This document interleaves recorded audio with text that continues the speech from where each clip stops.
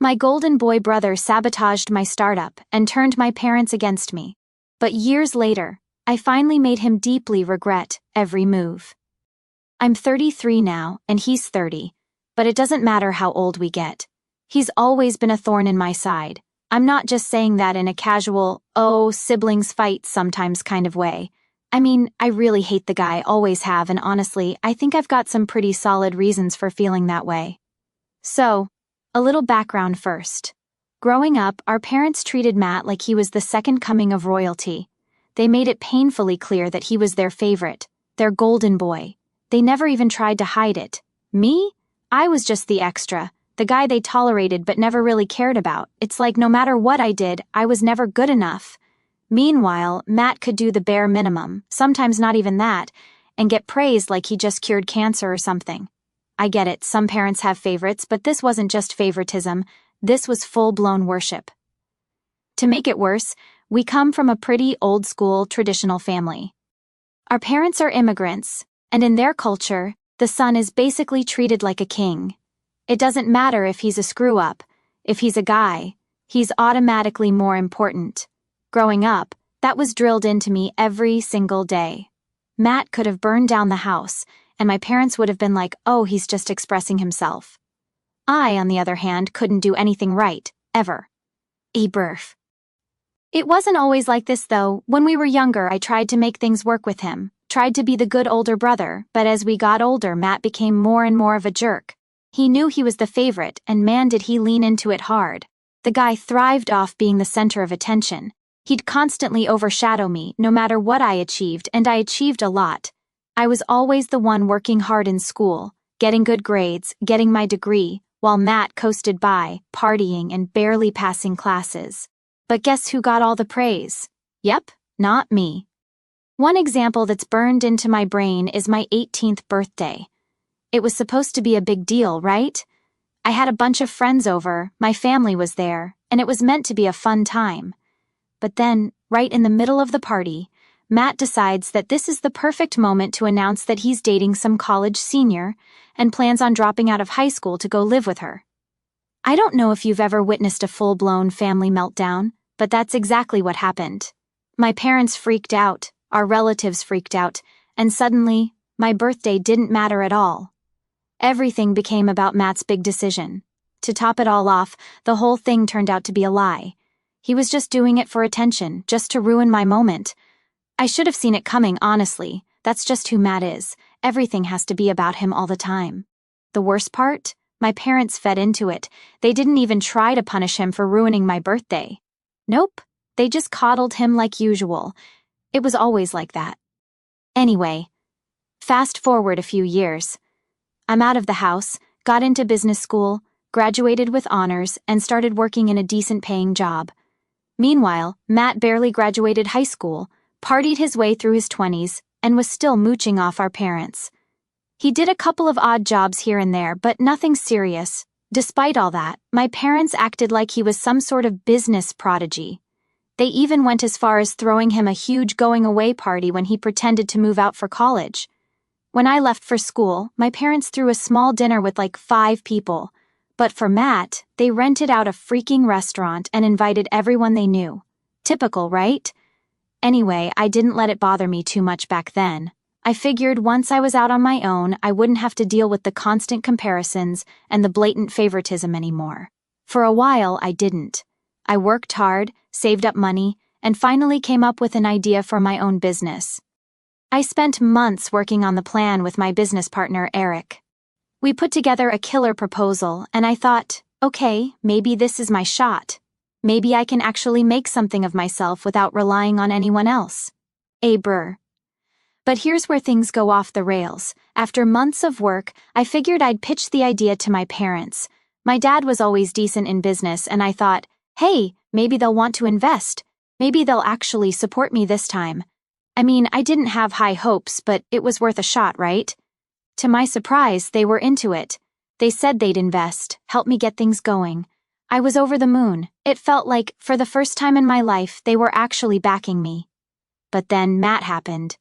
I don't know what kind of twisted satisfaction he gets from screwing me over, but the guy convinced my parents that investing in my business was a bad idea.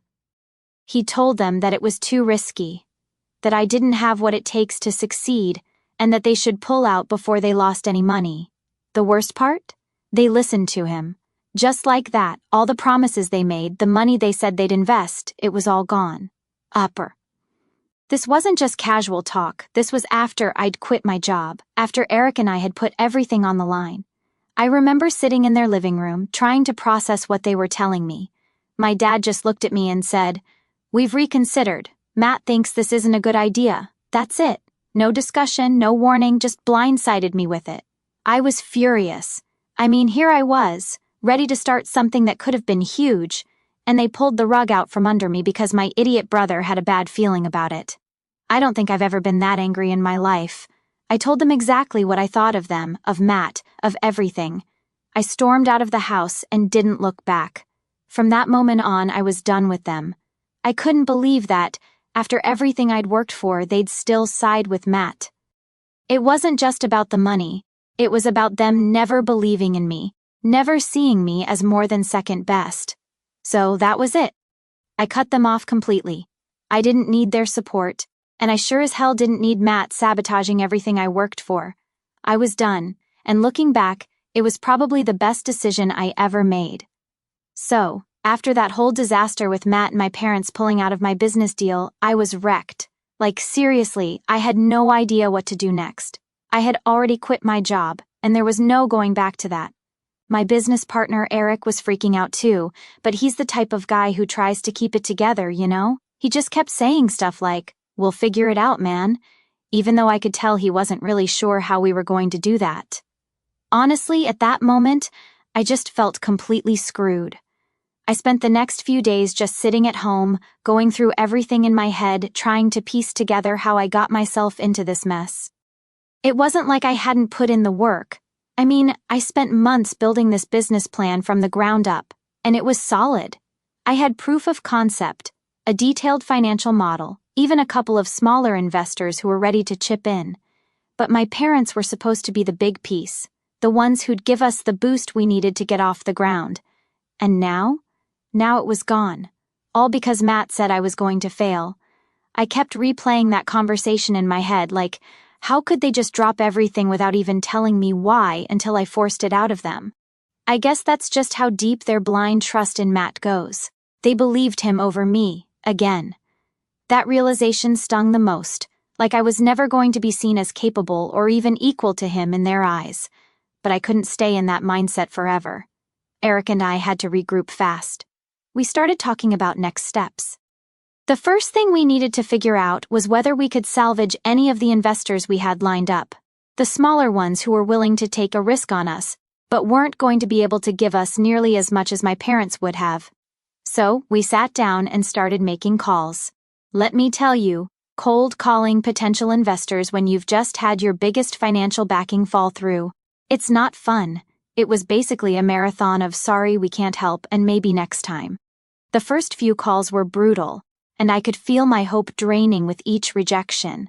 But then, one day, we got a call back from this small firm we'd pitched to a while back. They weren't offering anything huge, but it was something. It was enough to keep us from completely sinking, and at that point, that's all I needed.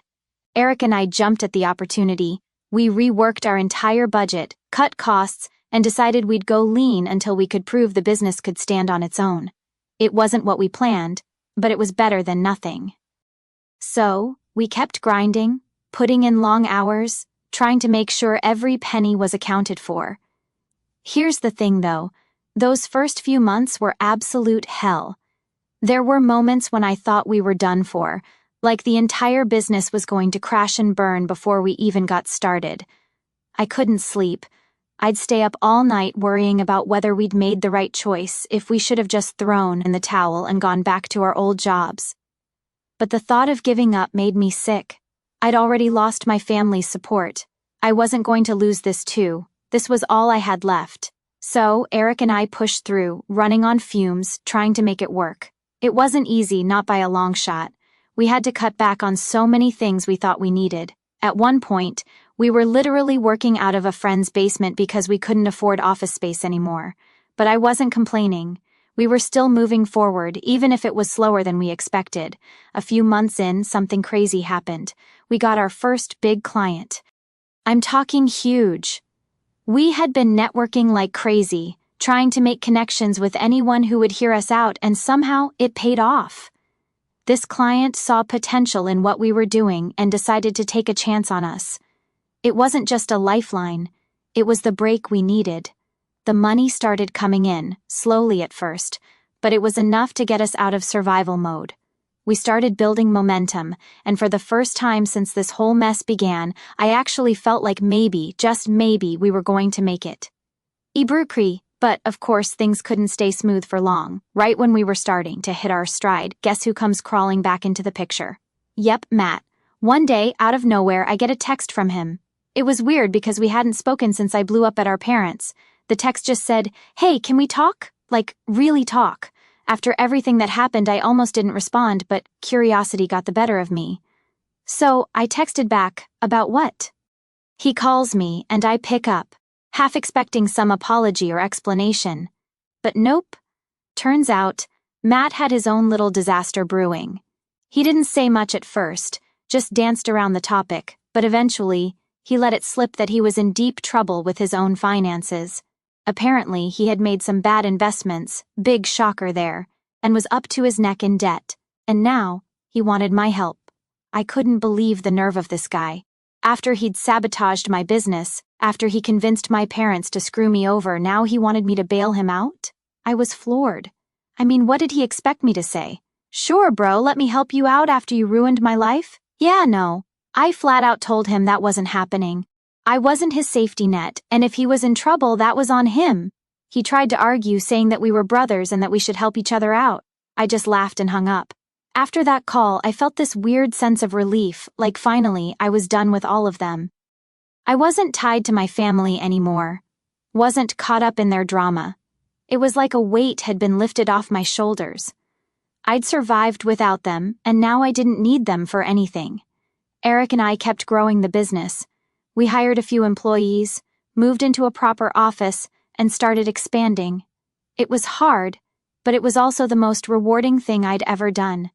Every time I looked at how far we'd come, I knew it was because I didn't let Matt or my parents drag me down. I was free, finally, and it felt damn good.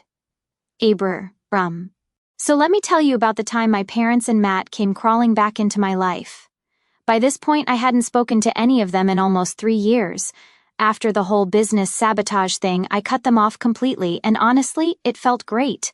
I didn't need their negativity, and I was doing just fine on my own. My business was starting to take off.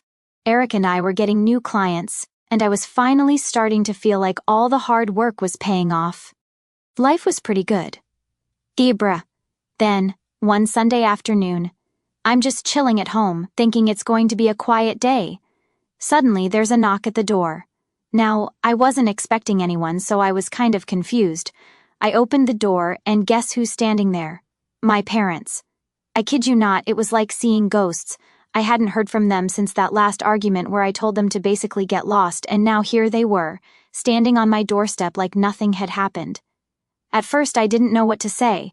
I just stood there staring at them, waiting for one of them to say something. My dad finally broke the silence, giving me this awkward smile and saying, "Can we come in?" Honestly, I didn't even want to let them in, but curiosity got the better of me, so I stepped aside and let them into my apartment. We sat down in the living room, and I was still waiting for some kind of explanation, maybe even an apology. But no. Instead, they start making small talk, asking me how I've been, how the business is going, all that fake "we care about you" stuff. I wasn't buying it.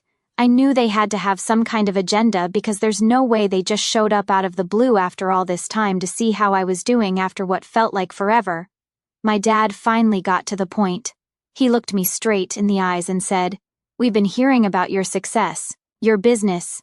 It's doing well, isn't it?" The moment those words left his mouth, I knew exactly where this was going. I just nodded, staying silent because I wanted to see how far they'd take this. My mom jumped in next, saying, "We've been thinking, now that things are going so well for you, maybe it's time for us to be involved. We could invest, help you grow even bigger." I couldn't believe what I was hearing. These were the same people who had pulled out at the last minute and nearly tanked my entire business, and now that they saw I was making it work, they wanted back in? I didn't know whether to laugh or scream, but I kept my cool. I looked at them and said, "You want to invest in my business now? After you bailed on me when I needed you the most?" My dad tried to explain it away, saying something like, "Well, we weren't sure back then, but now we can see you've proven yourself," as if that was supposed to make everything okay. I wasn't having any of it.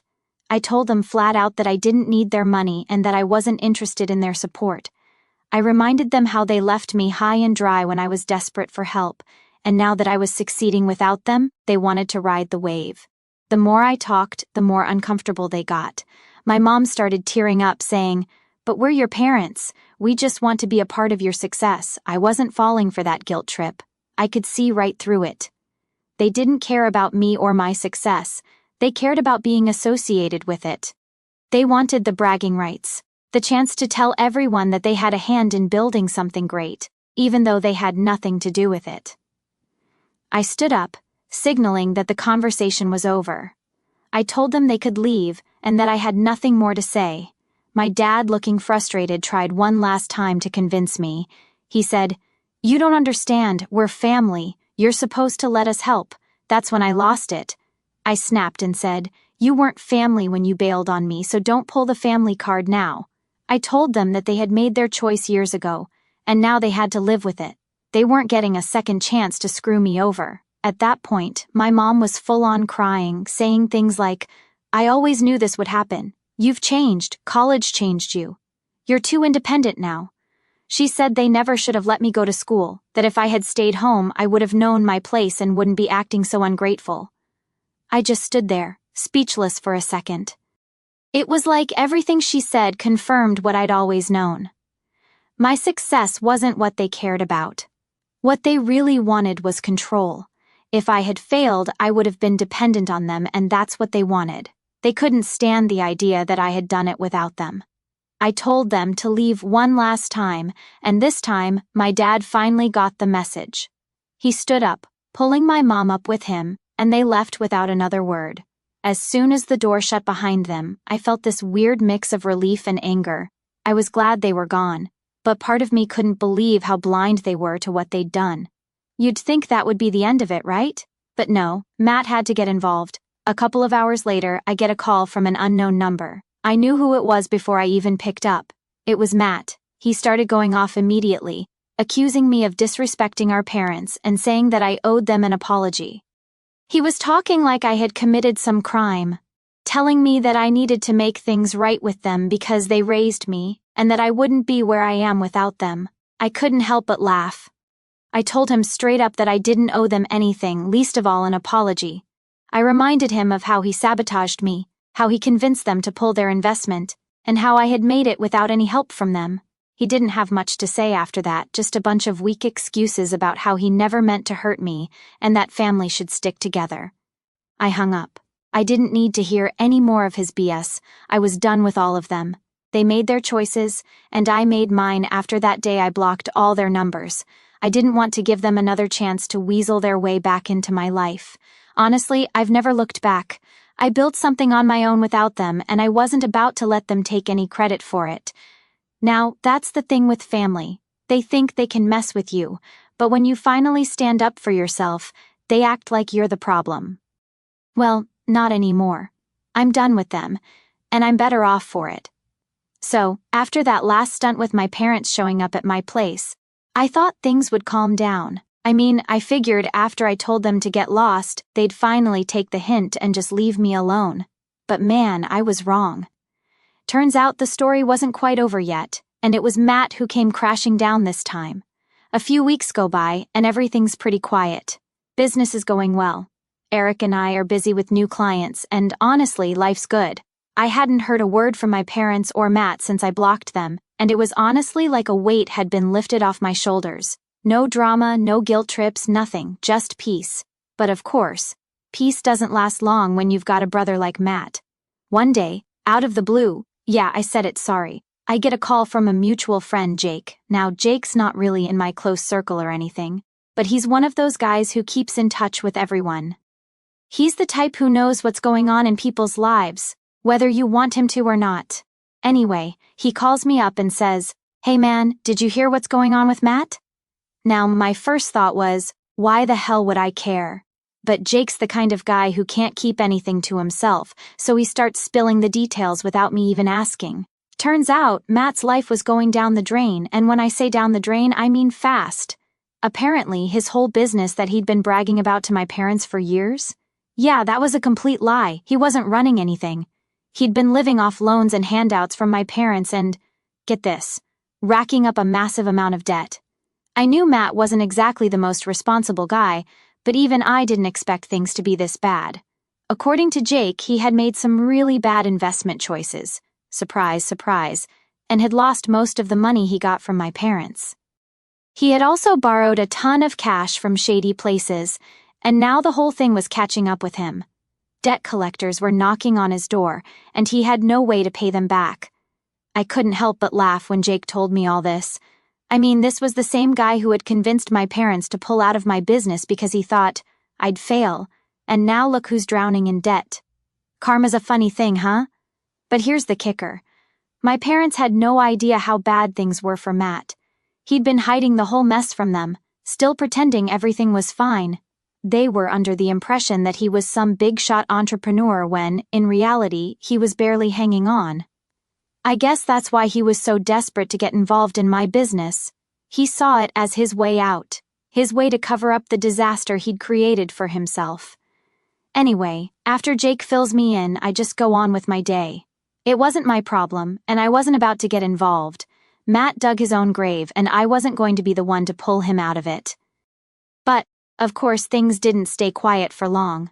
A couple of days later, I get a frantic call from my mom.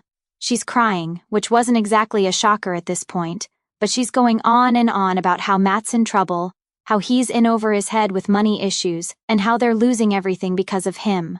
I didn't say anything at first, just listened as she went on about how they had bailed Matt out of debt multiple times, and now they were struggling to keep up. My dad had even started dipping into their retirement savings to cover for Matt. They were about to lose their house because they'd taken out loans against it to keep Matt afloat. It was a complete financial nightmare. Then she hit me with it. She asked if I could help. Yep, after everything, after all the crap they put me through, my mom actually asked if I could help Matt. She didn't even try to sugarcoat it or make it about family. No, she straight up said. We need money to help Matt out of this situation. I just sat there for a minute, trying to wrap my head around the fact that she was even asking me this. I told her flat out that I wasn't giving them a single dime. I wasn't about to bail Matt out of his mess, and I sure as hell wasn't going to let them guilt-trip me into it. I said, you chose him over me every single time. Now you can deal with it. Burfree. My mom didn't take that well. She started crying harder, going on about how they were going to lose everything and how Matt didn't mean for things to get this bad. But I wasn't budging. I told her they made their choice when they backed Matt and screwed me over. Now they had to live with the consequences. After that call, I thought maybe, just maybe, they'd finally understand where I was coming from. But nope. The next day I got a text from my dad asking if I'd reconsider. He tried to hit me with the whole family helps family line, saying that Matt needed me and that they were all in this together. But I knew better. This wasn't about family. This was about them refusing to admit they'd been wrong about Matt. They were trying to clean up his mess, just like they always had, and now that they were sinking, they wanted me to jump in and save them. I didn't respond to the text. I didn't need to. They could keep digging that hole if they wanted to, but I wasn't about to jump in after them. A week later, I heard through the grapevine that Matt had to sell his car to pay off some of his debts. It wasn't enough to cover everything, though, and now he was getting desperate. My parents were still trying to keep up appearances, pretending everything was fine to the rest of the family, but I knew it was just a matter of time before the whole thing collapsed. Honestly, I didn't feel bad for him, not one bit. Matt had spent his whole life coasting by, relying on everyone else to clean up his messes. He had sabotaged me, lied to our parents, and now he was paying the price. The last I heard, Matt was considering moving back in with my parents because he couldn't afford rent anymore. They were scrambling to keep their house, barely making ends meet because they were still bailing him out at every turn. It was honestly pathetic. But here's the thing. I'm not going to be the one who saves them. I've built my own life, my own success, and I've done it without their help. If they want to keep sinking money into Matt's bottomless pit, that's their choice, but they're not taking me down with them. And that, my friends, is what happens when you put all your faith in the wrong person. So, after everything that went down with Matt and my parents, you'd think that would be the end of it, right? Like, surely they'd finally realize I wasn't going to swoop in and save them from their mess. But, of course, that's not how things work in my family. I swear, every time I thought I'd cut ties for good, something would pull me right back into the chaos. A couple of months after I told my parents I wasn't helping them with Matt's financial disaster, I got a call from my Aunt Linda. Now, Aunt Linda's always been the one person in my family who I actually liked. She was more down to earth and never really bought into the whole Matt as a genius narrative my parents pushed. So when she called, I figured it might be something important. The first thing she said when I picked up was, "You might want to sit down for this, and that's never a good way to start a conversation, right?" I wasn't sitting, though, and I told her to just spit it out. That's when she hit me with it. "Your parents are selling their house." At first I wasn't sure if I heard her right. Selling the house? The same house they had sworn they'd never leave? The one they'd spent years telling everyone would stay in the family forever? I asked her why, but deep down I already knew. Turns out things had gotten worse for Matt, like way worse. He hadn't just racked up debt with some sketchy lenders. He was now being sued by one of the businesses he tried to partner with, and my parents had no choice but to sell the house to cover the legal fees and whatever was left of his debts. I didn't even know what to say. I just sat there listening to Aunt Linda lay out the whole mess. My parents were in total denial, apparently, still convinced that Matt was just going through a rough patch and that things would turn around for him. They were selling their house, their retirement savings were gone, and they still thought Matt would somehow get back on track. It was crazy. My parents had always been pretty stubborn, but this was next-level delusion. I mean, they were literally throwing away everything they had to save a guy who didn't care.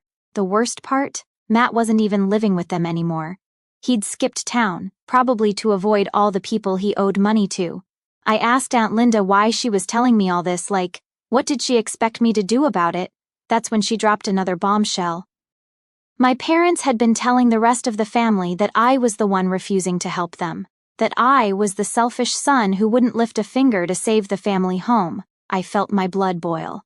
I couldn't believe it. Here I was, minding my own business, staying out of their mess, and now they were dragging my name through the mud to cover for Matt's screw-ups. Aunt Linda said she didn't believe them, but apparently a lot of the family did. I guess it was easier for my parents to paint me as the villain than to admit they'd screwed up by putting all their faith in Matt. After that call, I had to sit down and think about what to do next. I mean, part of me just wanted to walk away and never deal with them again, but another part of me was pissed that they were smearing my name to cover up their own mistakes. So, I decided to take matters into my own hands. I called my parents. I hadn't spoken to them since they asked for money months ago, but I needed to hear their side of the story. When my mom picked up, she sounded like she'd been crying. She didn't even say hello. The first thing out of her mouth was, "Are you calling to help?" I couldn't believe it. Even after everything, she still thought I might swoop in and save the day. I asked her straight up, "Are you telling the family that I refuse to help you save the house?" She hesitated. That told me everything I needed to know. I wasn't about to let her weasel her way out of this, so I pressed her harder. I told her I knew about the lies they'd been spreading, and that I wasn't going to sit back while they made me look like the bad guy. Finally, she broke down and admitted it. She said they didn't know what else to do, that they were desperate, and they thought if they made me look bad enough, maybe I'd feel guilty and step in. I couldn't believe what I was hearing. I told her there was no chance in hell I'd ever help them now, not after all the lies and manipulation.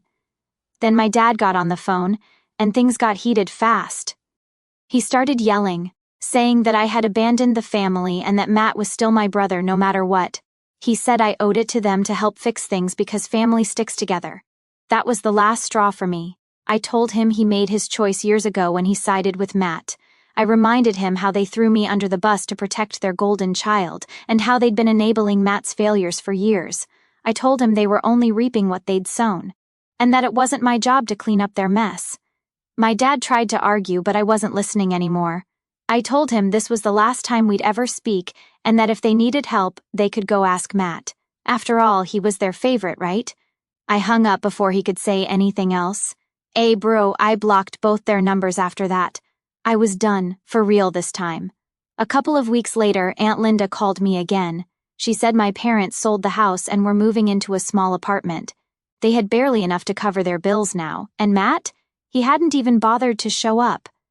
Last anyone heard, he was living with some friend in another city, still avoiding his problems.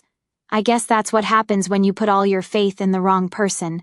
My parents lost everything trying to save Matt, and now they had nothing left. Meanwhile, I was building a life for myself, one they had no part in.